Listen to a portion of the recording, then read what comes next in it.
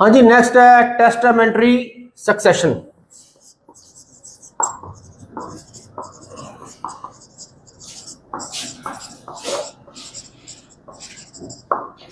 इन Hindu law कौन सा act लगेगा? Hindu succession act 1956 section 30।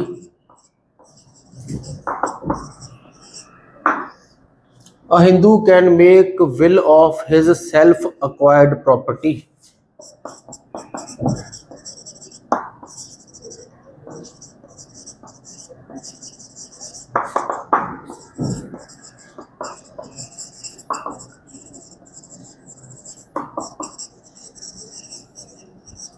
अपनी सेल्फ अक्वायर्ड प्रॉपर्टी की वो वसीयत कर सकता है। एक जो हिंदू है अपनी सेल्फ अक्वायर्ड प्रॉपर्टी की वो वसीयत लिख सकता है।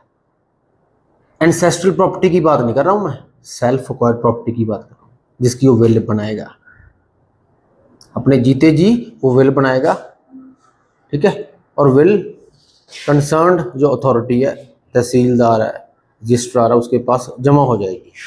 उसकी मौत के बाद उसके लीगल हेयर्स उस विल को खोलेंगे जिसमें उसने लिख के दिया हुआ है कि ये प्रॉपर्टी किसको जाएगी। वो एंसेस्ट्रल प्रॉपर्टी नहीं होगी, क्योंकि जो एंसेस्ट्रल प्रॉपर्टी है उसके लिए इंटरस्टेट सक्सेशन है। क्या है? इंटरस्टेट सक्सेशन है।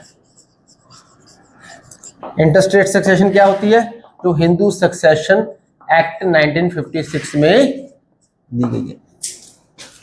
जो प्रॉपर्टी आपके पास आपके पूर्वजों से मिली है, अपने दादे परदादे, अपने फादर से मिली है, वो एंसेस्ट्रल प्रॉपर्टी है। जो हिस्सा आपके बर्थ से आपको निश्चित है कि आपको मिलेगा, चाहे वो डॉटर है चाहे वो सन है।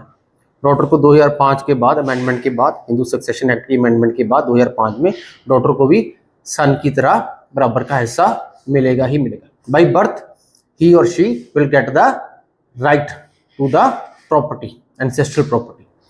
तो उसके जो इंटरस्टेट सक्सेशन है उसके जो रूल्स हैं वो पहले क्लास 1 हेयर है। अगर क्लास 1 हेयर नहीं है तो क्लास 2 हेयर है। क्लास 2 हेयर भी कोई नहीं है तो एग्नेट्स, और एग्नेट्स भी अगर कोई नहीं है तो कॉग्नेट्स। ठीक है जी।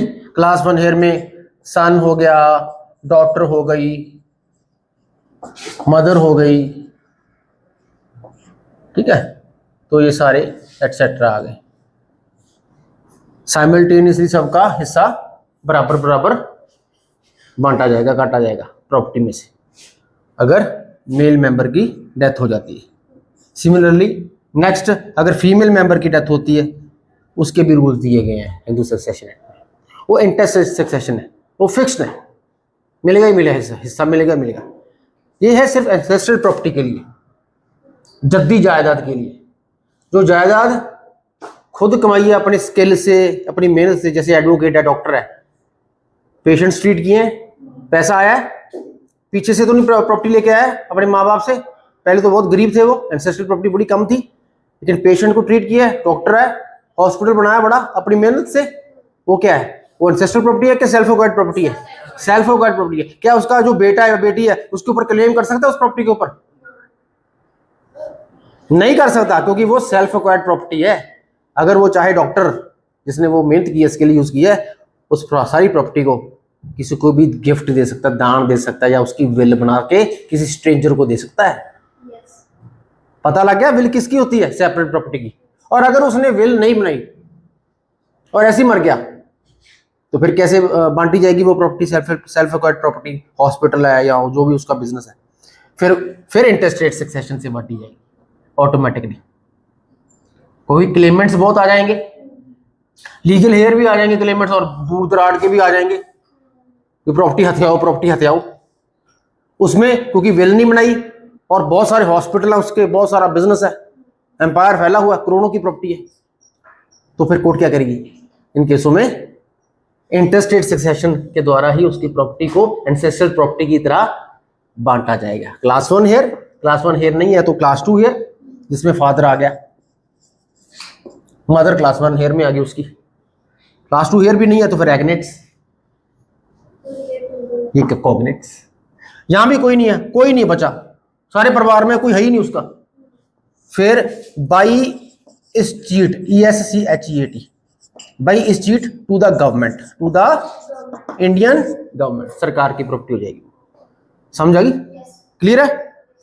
तो ये है। इसमें केस लिख लो, एक केस, महेश कुमार वर्सेस विनोद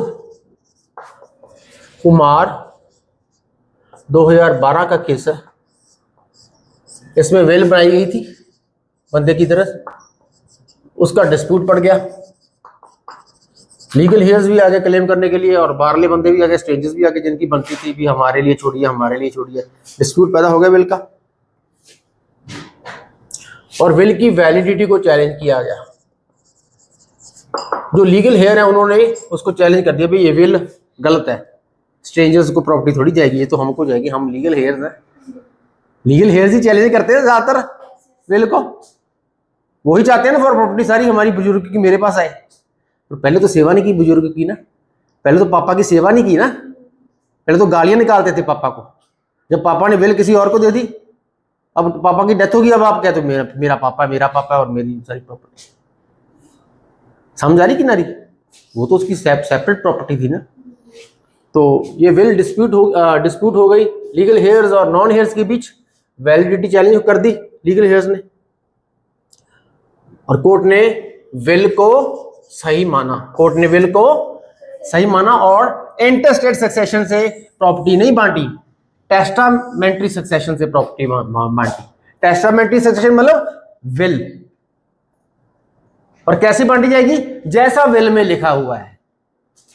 इसका तो पूरा दिया हुआ ना इंटरस्टेट सक्सेशन में, क्लास 1, क्लास 2, क्लास पूरे एंड रूल्स एंड रेगुलेशन दिए गए कैसे बांटनी है, मदर, डॉटर, सन, उसमें जैसा विल में लिखा हुआ है, जैसा लिखा हुआ है वैसे ही कोर्ट बांटेगी। उसको बोलते हैं टेस्टामेंट्री सक्सेशन, और ये होती है इंटरस्टेट सक्सेशन। क्लियर होगी गल? Any questions? नेक्स्ट।